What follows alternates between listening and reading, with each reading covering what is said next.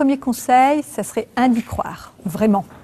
Que ce ne soit pas du tout ce qu'on appelle une stratégie cosmétique, où on veut construire une image de marque, une réputation, une attractivité, et faire de l'attrape-tout, de la mode managériale.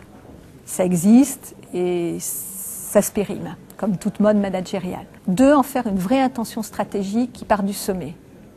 3, de ne pas confondre militantisme et conviction. C'est vrai que des projets trop portés par du militantisme peuvent être affaiblis dans une logique d'entreprise. 4, se donner les moyens. Il faut des moyens en temps, en énergie, en statut.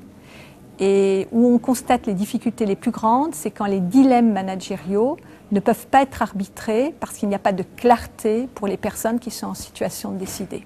Et puis communiquer. Mais comme je le disais, pas communiquer uniquement vers les clients, les actionnaires, communiquer beaucoup en interne, délivrer des messages avec de l'exemplarité. Il faut bien penser qu'une entreprise, quand elle réalise un recrutement, c'est souvent en interne.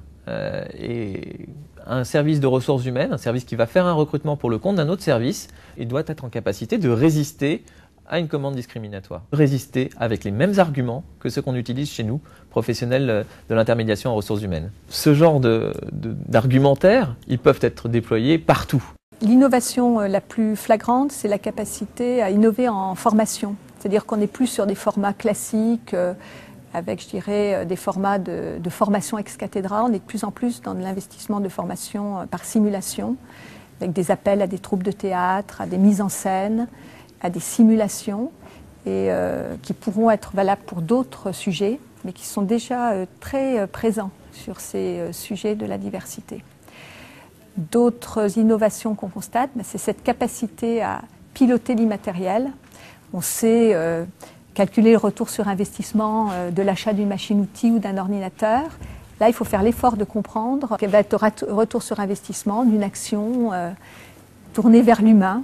Et ça demande beaucoup d'imagination, de créativité. Et on constate que des entreprises pilotes comme le groupe Adecco ou L'Oréal commencent à avoir cette maturité.